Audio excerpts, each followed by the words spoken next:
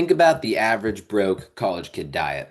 You're probably thinking McDonald's, you're probably thinking ramen noodles or something else that's fast, cheap, available, right? You definitely didn't picture the average broke college student getting their USDA recommended 5 servings of fruits and vegetables a day.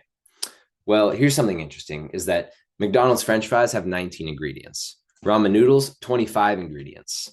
A lot of these you can't even pronounce.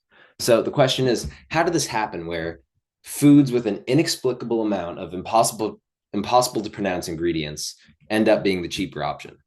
Well, according to Farm Action, advocate group for small farmers, it's because 38% of US farm subsidies go to processed foods and livestock feed, whereas only 4% of those go to fruits and vegetables. So, what this is telling me is that 38% of our US farm subsidies are literally and figuratively going to bullshit. It's funny. You used to have to be rich to be fat. In 1800, you'd see a fat guy walking down the street and you'd be like, look at that rich guy. But now the dining room tables have turned. My hope is that fruits, vegetables, and other healthy produce can become more subsidized so that their prices and availability can compete with the processed foods that are too commonplace in today's society. There are many arguments that economists like to make regarding subsidies, why they don't have a place in our economy, why they don't work. But today I'm going to disband all those and show you guys why subsidies absolutely have a place in our food industry. So the first common belief of economists is that, subsidies go against core principles of our economy and the free market. Second point is that, subsidies don't have a lot of cost to benefit ratio for the average consumer. And lastly, they like to say that government subsidies are giving too much lobbying power to the industries being subsidized. So let's consider the first argument, right? That subsidies go against the core principles of the free market and the survival of the fittest model.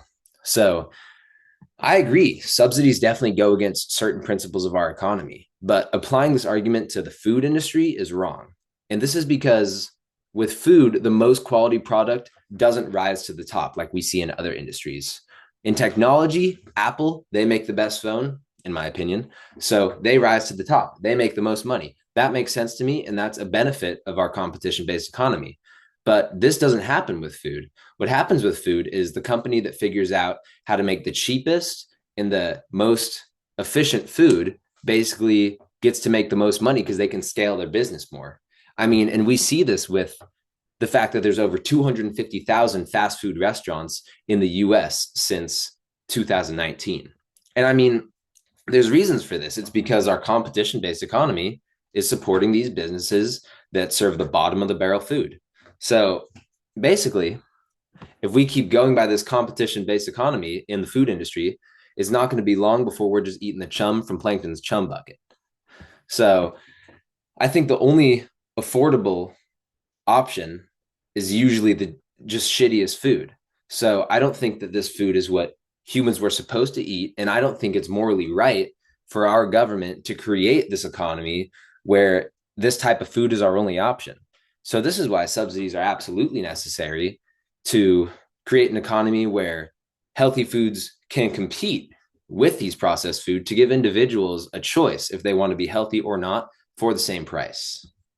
So now that we know subsidies do have a place in the food industry, let's take a look at the belief that subsidies don't give a lot of cost to benefit ratio for the average consumer.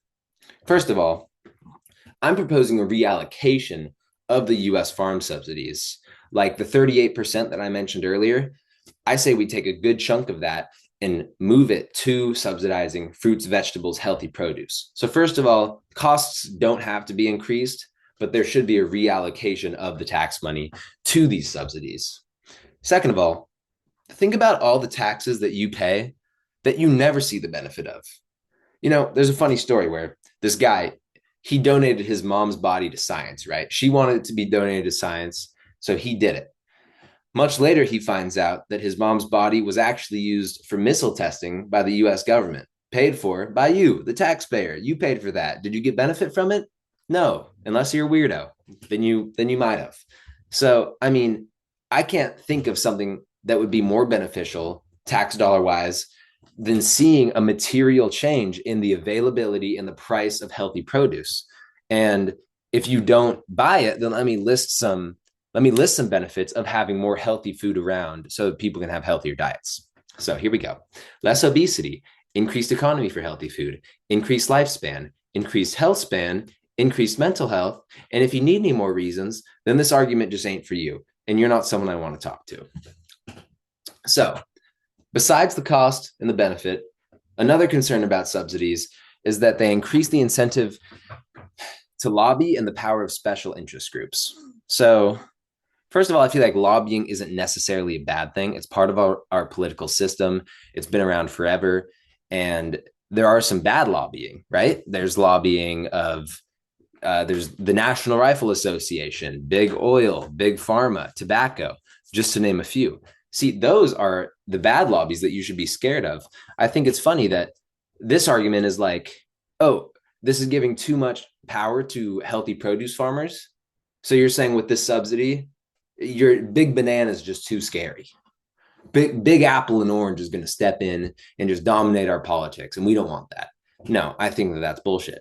I think that if we give more if we give more lobbying power to industries that are trying to make the United States healthier while supporting farmers, I think that's a great thing.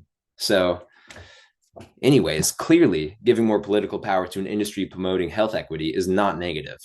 So, while subsidies in general might not be perfect, I think I've shown you guys that they absolutely have a place in the food industry for the purpose of making America a healthier place to live in.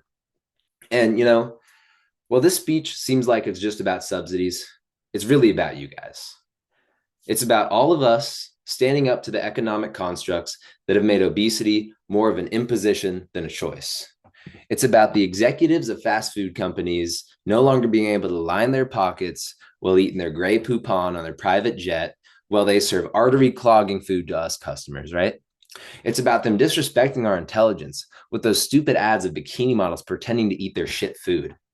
We need to make a choice to commit to being the best version of ourselves and no longer letting these fast food companies take advantage of us. All right? Let's fight back and demand a society where finding healthy food all around isn't a daydream, but a reality. Thank you very much. I don't know how to end this recording. Okay.